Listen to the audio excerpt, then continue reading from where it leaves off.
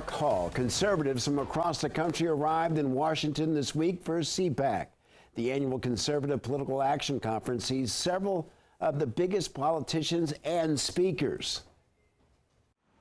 Joining me now is Sarakshi Rai. She is the Director of Audience Development and Head of Social Media with our media partners at The Hill. Sarakshi, welcome back. Thanks for having me. Great to be back. Yeah, well, let's get started. Let's talk about this year's CPAC. What's at stake for conservatives for this election cycle? The stakes could not be higher for them right now. They are trying to get the presidency back, and they're trying to pick who their Republican nominee for president should be. And, it's kind of been almost a coronation for President Trump at CPAC this year, where even though he's not the nominee yet and Nikki Haley is still in the race, the CPAC attendees are more or less, coronating him as the de facto winner. They're all there in support of him. They're all there pushing forward his campaign. He's also had a number of people who have come out in support for him speak at CPAC. Ellie Stefanik has spoken, J.D. Vance has spoken, Vivek Ramaswamy has spoken. And there is also chatter about who he's going to pick as his vice president. For the first time, CPAC attendees have picked, in their Veep Stakes poll, who they think should be the vice president for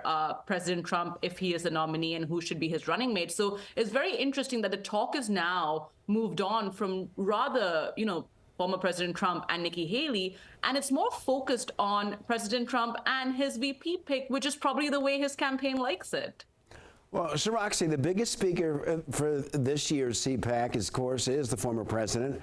Right now, he's clearly the front runner for the Republican Party. His next competitor, of course, former South Carolina Governor Nikki Haley. And so far, she's not listed on the agenda. What's at stake for her? If she doesn't speak, is this a big hit? Well, she kind of knew that CPAC would be mostly former President Trump supporters, and her focus has been on South Carolina, where she's been trailing former President Trump. Now it's her home state, and it is very unlikely that she will be able to defeat him. So for her, it's kind of bringing up all of these questions about her end game, about her long-term plans, how long she's planning on staying in the race, given that she's 30 points behind President Trump in the polls in South Carolina. So there are all sorts of questions. Now, she has said that no matter how much she's behind him, she's going to continue to campaign. She's not going to drop out just yet. She's going to continue to stay in the race. And it's really looking like a last, gasp for her campaign to really try and make some momentum. So she's not speaking at CPAC because she kind of sees it as a forum for former President Trump supporters. And she's focusing more on South Carolina. And that's where she's been holding rallies all weekend. She's been giving speeches to her supporters. She's been trying to make the case that she's a better candidate to be the Republican nominee for president. Well, Sarakshi, you talked about momentum. What would you say the CPAC meeting, along with, really, does this give the Republicans in the next few weeks, especially with Super Tuesday coming up, does it give them momentum moving forward?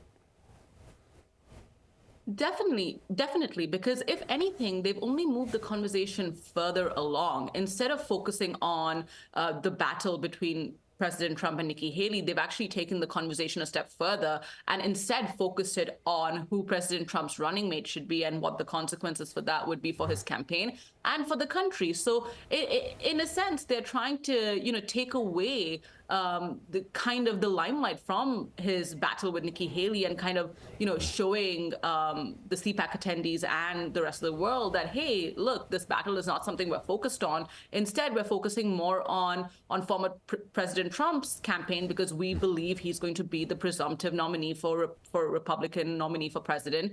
And we're more focused on who his running mate will be because that will determine how he campaigns, with the conventions coming up and what his policies will look like. Well, you mentioned a running mate. The CPAC gives somebody an opportunity to perhaps audition, or do you think the former president already has someone in mind? Well, he's also recently in his campaign stops kind of pushed that narrative more, where he's raised a question about how he has a VP shortlist, how, the VP stakes are high, and he likes the speculation around who his vice president will be. And he's kind of trying to showcase that, he has his ear to the ground on his campaign. He's interested in what his supporters are saying about who they want to be vice president. So he's very in tune with the fact that everyone is now focused on who his vice presidential candidate and running mate will be. So for him, if anything, this is giving him a little boost of momentum, at least, and it's taking away the talk from his legal troubles and all of his, legal battles coming up to, more of a conversation around what his future campaign will look like. And, we've seen Ellie Stefanik speak. We've seen Vivek Ramaswamy speak, who's his only former rival from the GOP contenders who's dropped out, who's at CPAC speaking this year. We've seen, J.D. Vance speak, and these are all names that have been mentioned as possibilities. So if anything, I think it'll be interesting to see how President Trump addresses this when he does eventually decide who his vice presidential candidate running mate will be. Sarakshi Rai with The Hill, thank you.